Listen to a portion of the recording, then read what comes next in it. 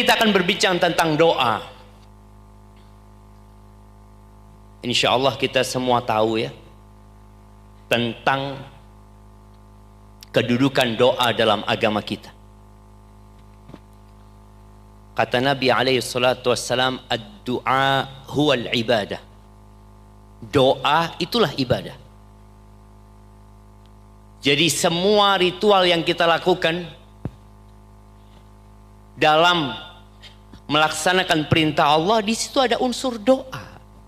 Dalam sholat kita berdoa.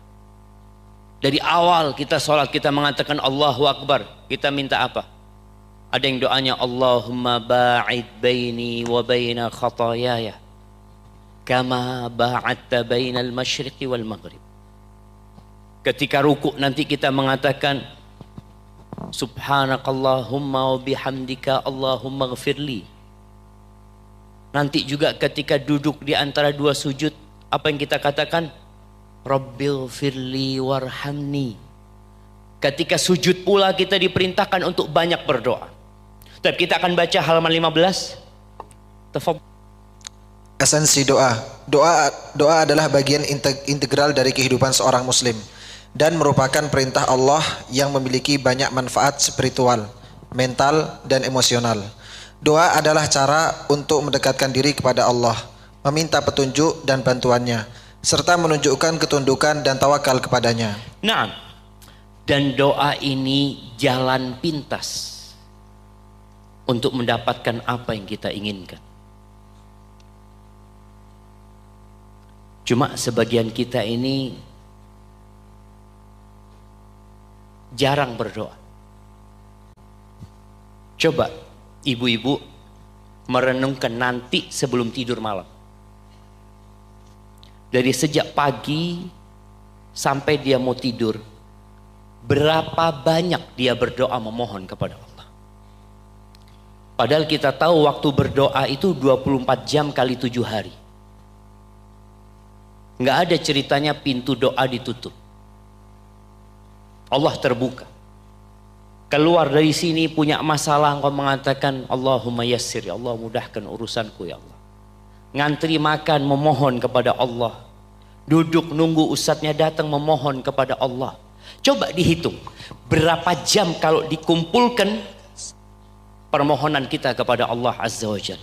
Padahal Allah itu berjanji akan mengabulkan doa kita. Janji. Dan Allah tidak pernah ingkar janji.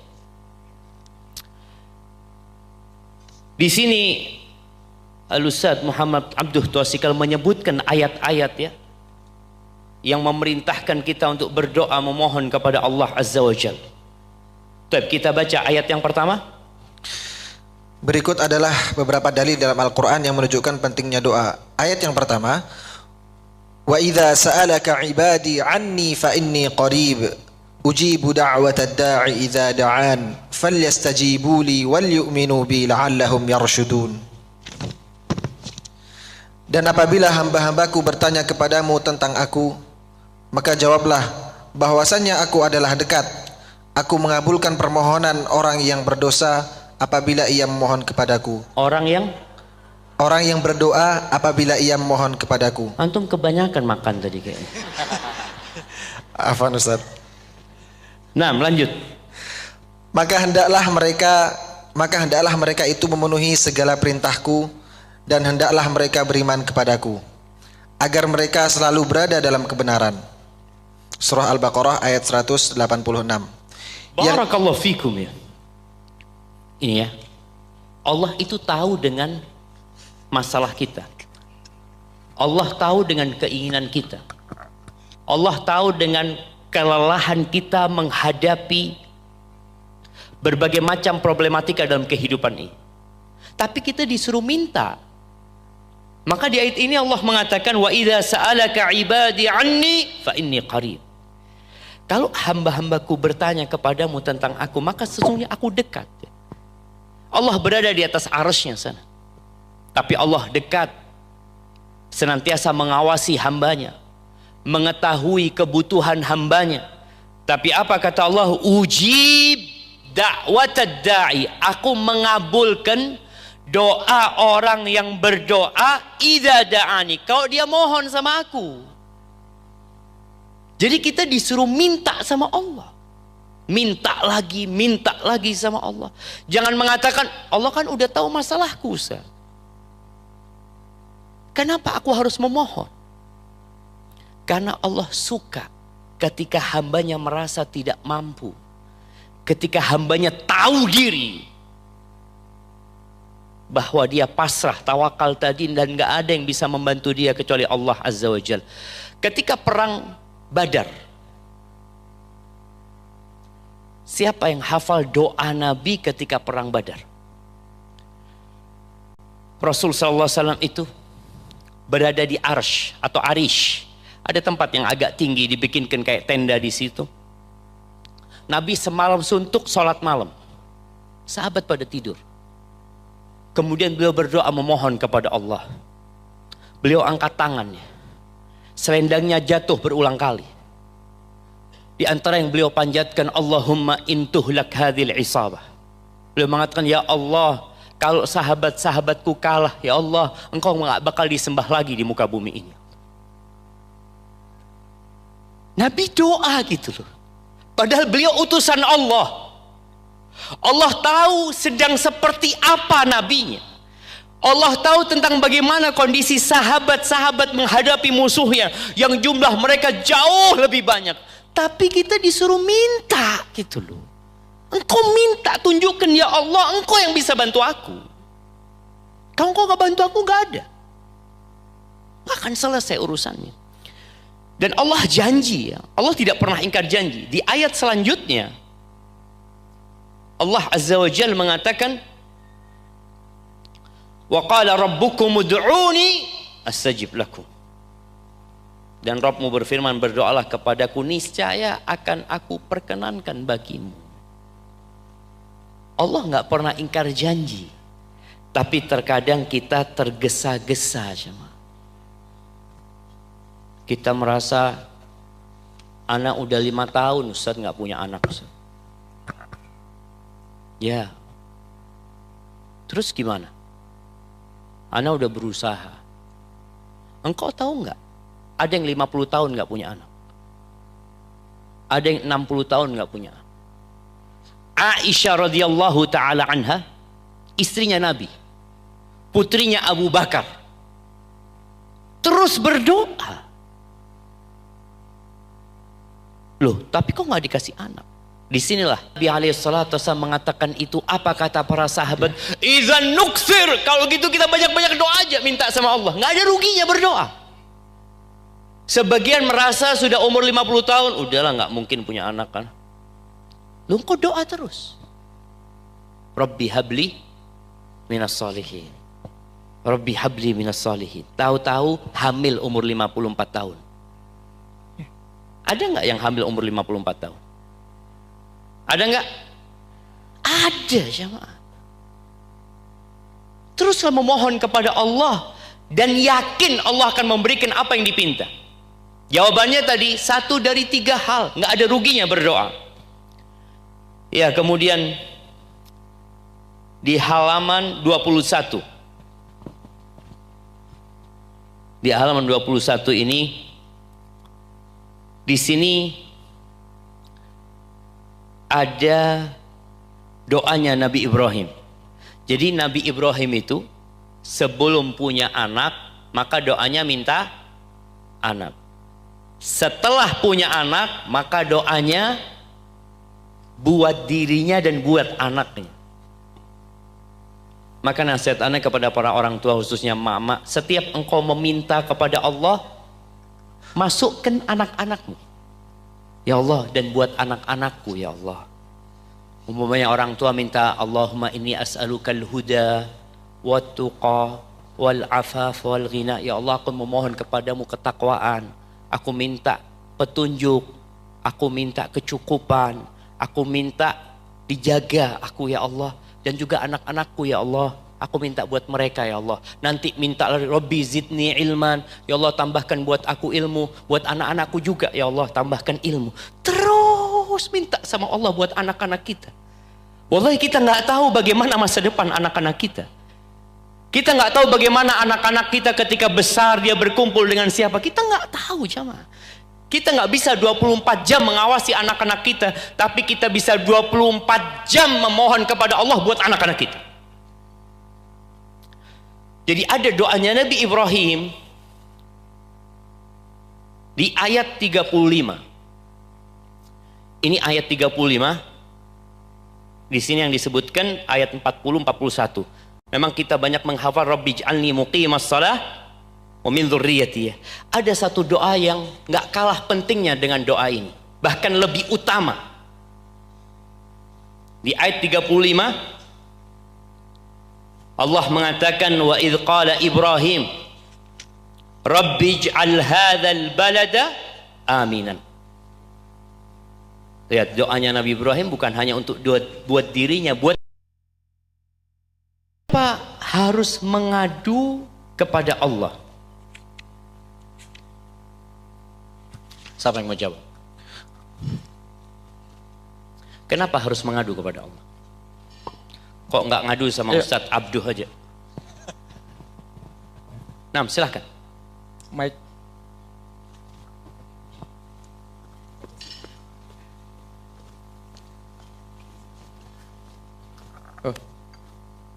Loh, Cek.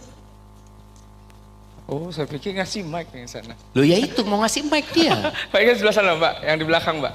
Itu udah ada. Oh, nah, oh, silahkan. Oh. Baik. Oh ya. Bismillah, Assalamualaikum warahmatullahi wabarakatuh. Oh, di belakang. Ya, Waalaikumsalam. Waalaikumsalam warahmatullahi wabarakatuh. Mengapa harus berdoa atau mengadu kepada Allah? Karena sesungguhnya Allah itu maha mendengar, lagi maha mengetahui. Selain itu, pertolongan Allah atau solusi dari Allah Subhanahu wa Ta'ala sudah pasti yang terbaik. Dan pastinya kita juga senantiasa hanya mengadu kepada Allah karena untuk menjaga, istilahnya mungkin untuk menjaga aib diri kita sendiri ya, yang lagi kita adukan kepada Allah. Mungkin diantaranya itu. Masya Allah, barakallahu fiik. Nah, kasihkan hadiahnya. Itu kayaknya kesimpulan dari yang ditulis oleh Ustadz Masya Muhammad Abdul. Allah. Jamil jamaah. Ahibati fillah. Tadi di sela-sela jawabannya mengatakan hanya Allah yang bisa menyelesaikan urusan kita. Karena memang hanya Allah yang bisa menyelesaikan urusan kita. Wallahi jamaah. Kita tuh mengadu karena minta solusi. Iya. Allah itu maha mendengar. Allah itu maha mengetahui. Dan memang hanya Allah yang bisa menyelesaikan urusan kita. Itu yang kita bicarakan ketika tawakal. Allah tuh yang punya alam semesta ini gitu loh. Allah kalau mau kasih tinggal Allah katakan kun, selesai gitu loh. Terus kenapa engkau gak minta sama Allah? Kenapa engkau mengadu kepada makhlukmu? Yang kadangkala hanya akan menambah masalah dalam kehidupan. Makanya disebutkan bagaimana Nabi Ibrahim ya mengadu kepada Allah, dan pertolongan Allah adalah pertolongan yang terbaik. Kemudian kalau bicara, kita boleh curhat, tapi tidak kepada semua orang. Ya, kadangkala kita kalau mengeluh kepada manusia, yang ada kita menambah beban buat dia.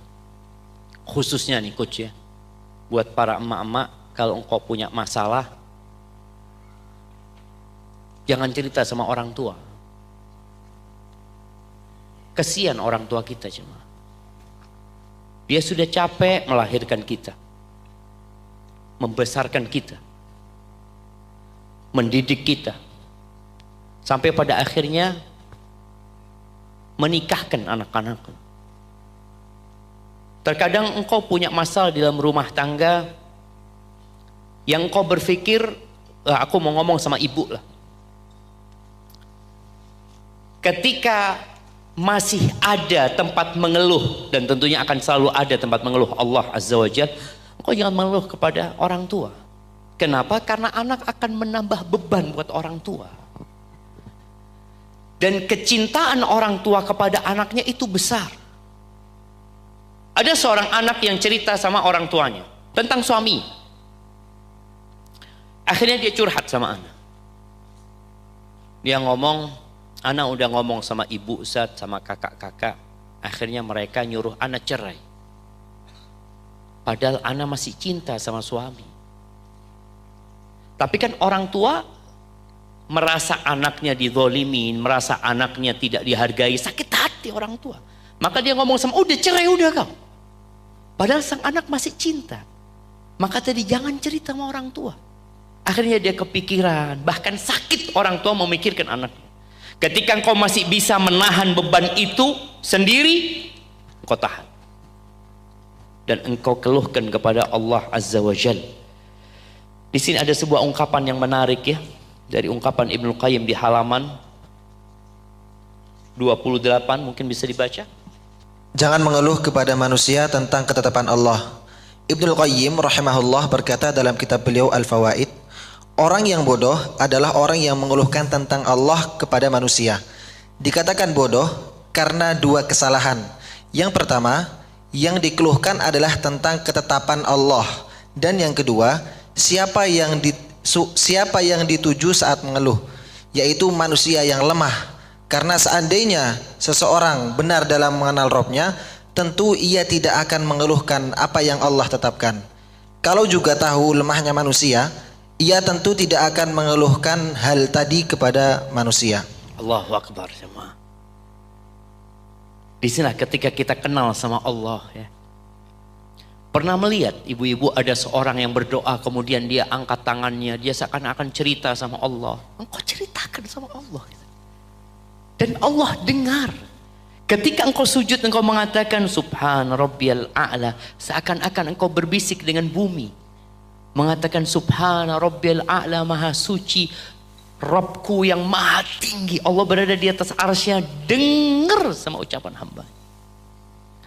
Makanya Nabi Yunus alaihissalam ketika ditelan oleh ikan paus, beliau dibawa oleh ikan paus itu di dalam kegelapan malam, kegelapan lautan. Beliau mengatakan la ilaha illa anta subhanaka inni kuntu minadh dhalimin. Apa nunggu di perut ikan paus baru mau berdoa seperti itu? Baru mau menyerahkan semuanya kepada Allah, mengeluh kepada Allah, dan yakin bahwa segala masalah itu datang dari diri kita sendiri. Nabi Yunus yang berdakwah bertahun-tahun di kaumnya, beliau tahu dengan kesalahan dirinya. Maka beliau mengatakan la ilaha illa anta, tiada yang berhak disembah kecuali engkau ya Allah. Subhanak, maha suci engkau dari segala kekurangan. Aku yang salah ya Allah, aku yang salah. Aku termasuk orang-orang yang zalim. Sebagian kita kalau kena musibah, apa katanya? Ya Allah, aku kurang apa ya Allah? Aku sudah umroh, aku sudah haji, aku sudah sodakoh, aku udah ngaji, aku udah hijrah. Dia mulai mengungkit kebaikan-kebaikan dia. Tak tahu diri sebagian kita jemaah. Nabi Yunus mengatakan inni kuntu minadh dhalimin. Dan kita tahu manusia ini lemah. Apa yang bisa dia lakukan sebenarnya? Maka kita harus yakin sama Allah dan yakin sama diri kita bahwa musibah itu karena kesalahan kita. Dan Allah itu sayang loh sama kita jemaah. Nah, kalau bicara kasih sayang Allah sama kita, Allah itu lebih sayang sama kita daripada orang tua kita. Allah itu lebih sayang sama kita daripada anak-anak kita. Allah itu lebih sayang sama kita dari pasangan hidup kita. Terus ketika Allah kasih bala buat engkau, yang bala itu disebabkan dosamu, atau karena Allah ingin mengangkat derajatmu, engkau mengeluhkan Allah kepada makhluknya, kepada manusia. Subhanallah. Ada konsep mengadu kepada Allah Azza wa Jalla. Di sini disebutkan tentang cerita Nabi Ya'qub mengadukan kesedihannya kepada Allah Azza wa Jalla. Ya, orang yang paling besar balaknya itu siapa? Para nabi. Dan ketahuilah ketika kita kena musibah, satu hal yang harus kita yakini, bahwa musibah itu sudah ditakar sesuai dengan kemampuan kita. Nggak ada ceritanya, wallah Ustaz, ana nggak mampu Ustaz dengan musibah ini, dengan petaka ini. Kira-kira musibah buat emak-emak yang paling berat apa? Suaminya mati atau suaminya poligami? Oke, ada yang mau tunjuk tangan? Nah, suaminya mati atau poligami? Jadi lebih baik gak punya suami daripada suaminya poligami. Antum supaya tahu mak-mak ini. Baik, Ustaz. Iya. Ketika Allah memberikan cobaan itu, Baik. ibu-ibu mampu apa nggak mampu?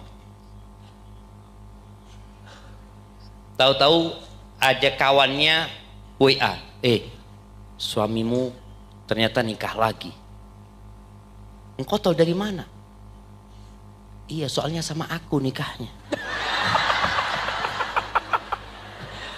Allahu Akbar. Masya Allah. Kira-kira apa yang dilakukan oleh ibu? Siapa yang mau jawab? Yang mau jawab kasih mic. Nah, yang mau jawab kasih mic.